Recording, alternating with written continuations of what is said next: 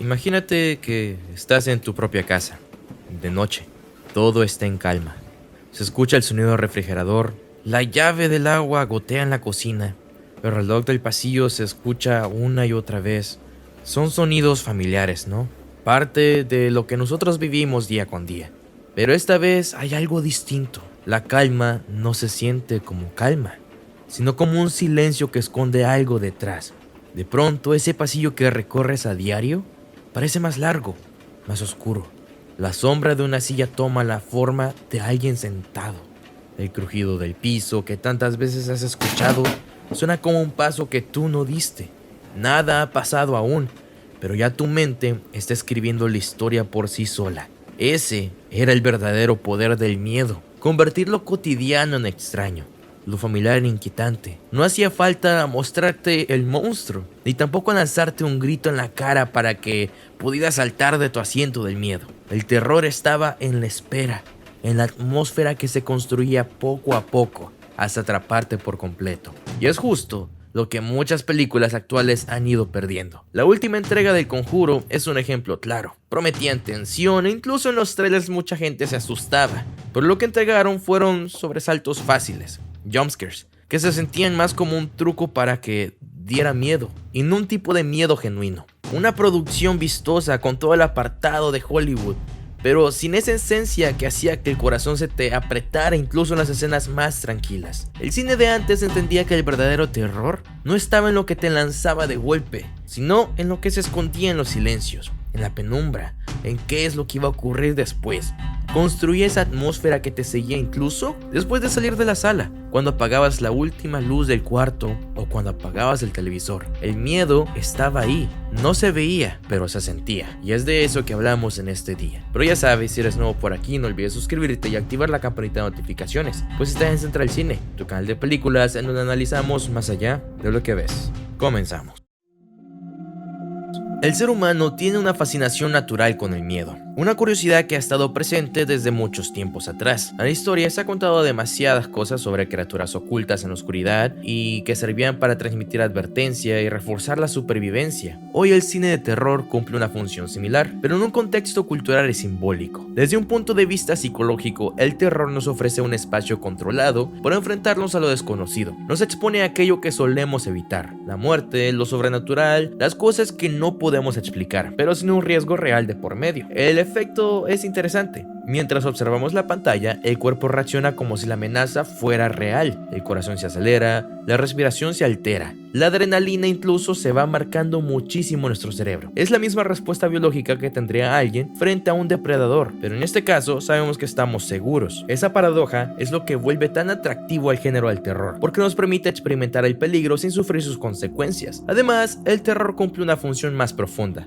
Nos ayuda a explorar cómo procesamos el miedo en distintos contextos. No es lo mismo un susto repentino que una atmósfera de tensión sostenida. Tampoco genera el mismo impacto lo sobrenatural que lo psicológico o lo social. Cada variante del terror activa mecanismos distintos en nuestra mente, lo que convierte a este género en un laboratorio perfecto para analizar nuestras reacciones. Por eso volvemos a él una y otra vez, no solo por los jumpscares, por la incomodidad que provoca, sino porque cada historia nos ofrece una oportunidad de enfrentarnos, aunque sea de manera simbólica, a las fuerzas que más nos inquietan.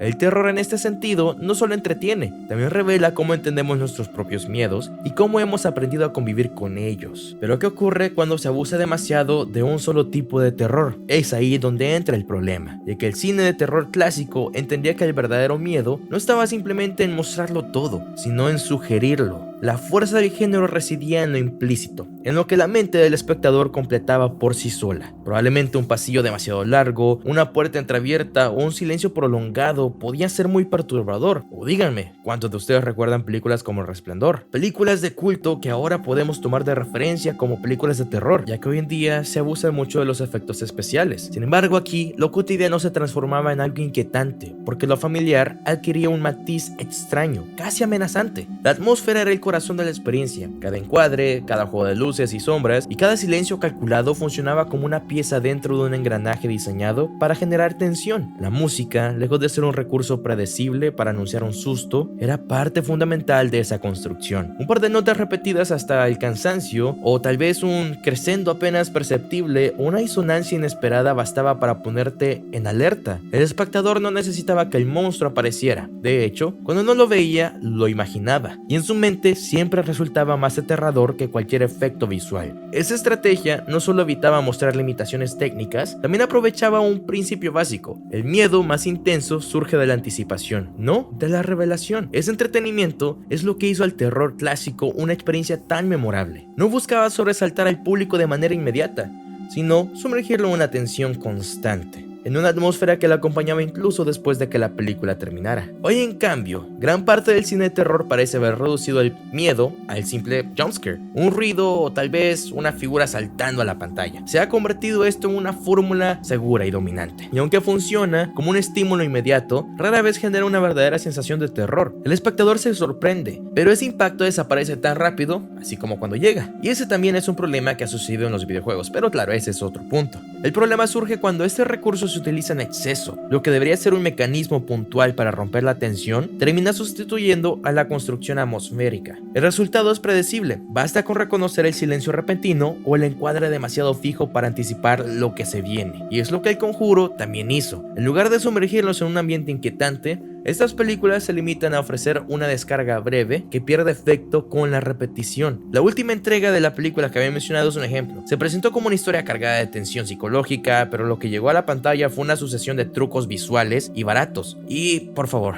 no quiero spoileres la película, pero hay una parte en donde el CGI estuvo horrible también. Todo luce más espectacular y más ruidoso, pero carece de esa esencia que alguna vez definió el género. La capacidad de volver inquietante, incluso una escena aparentemente tranquila, y de sembrar en el espectador la sensación de que algo no está del todo bien. En ese sentido, muchos títulos actuales prefieren la inmediatez a la complejidad, y aunque esto asegura una reacción rápida en el público, también le resta profundidad a la experiencia, convirtiendo el terror en un espectáculo pasajero, más que en un verdadero ejercicio de incomodidad y tensión. El terror de antes no se limitaba a provocar un susto, su verdadero objetivo era contar historias que dejaban huellas. Clásicos como El Exorcista, Psicosis o El Resplandor no se convertían en referentes únicamente por tener escenas impactantes, sino por la narrativa, ya que todo esto estaba impregnado de inquietud. Cada diálogo, cada encuadre y cada silencio construían una atmósfera que desestabilizaba al espectador, a un nivel más profundo que el mero sobresalto. Eran películas que proponían una experiencia completa, donde el miedo era inseparable de la historia. En contraste, gran parte del cine de terror actual ha optado por sacrificar esta dimensión narrativa en favor del impacto inmediato. El resultado son producciones que, si bien pueden impresionar visualmente y lograr que el espectador reaccione en el momento, rara vez generan un recuerdo permanente. Se consumen en el susto, pero se olvida la película. Ya no está esa misma sensación de antes, que cuando terminabas de ver una película te daba miedo ir a dormir de noche. Ese efecto psicológico se ha perdido y ese susto se consume. Esa tendencia revela un cambio de enfoque. Del relato que busca perturbar se pasa por el espectáculo diseñado para provocar reacciones rápidas y desechables. La diferencia esencial está en la persistencia del miedo. El terror más poderoso no se limita al instante que ocurre, sino que se infiltra en la mente y permanece ahí. Es esa sensación que vuelve cuando apagas las luces, cuando atraviesas un pasillo o, por ejemplo, les cuento un relato muy personal. Cuando yo estaba pequeño teníamos una casa de 2 pisos. Siempre que me mandaban a la parte de arriba me daba mucho miedo cuando era de noche, pero era por las películas de miedo de antes, porque generaban ese tipo de preocupación en uno. Ese tipo de terror no solamente entretiene, también transforma la forma en que percibimos lo cotidiano. En última instancia, lo que distinguía al terror clásico era que se atrevía a usar el género como un vehículo narrativo, no solo como un mecanismo de sobresalto. Nos hablaba de la fragilidad humana, del miedo a lo desconocido y de la tensión entre lo racional y lo irracional. Esa es la diferencia entre una película que se olvida al salir del cine y otra que sigue inquietando décadas después a nuestro subconsciente. El verdadero cine de terror nos enseña que lo más aterrador no siempre está en lo que se muestra, sino en lo que se sugiere. La fuerza del género residía en la capacidad de insinuar, de dejar que fuera la mente del espectador lo que completara el vacío, porque en la penumbra lo imaginado suele ser mucho más inquietante que cualquier imagen explícita. El miedo más profundo no nace del exceso de estímulos, sino de la duda,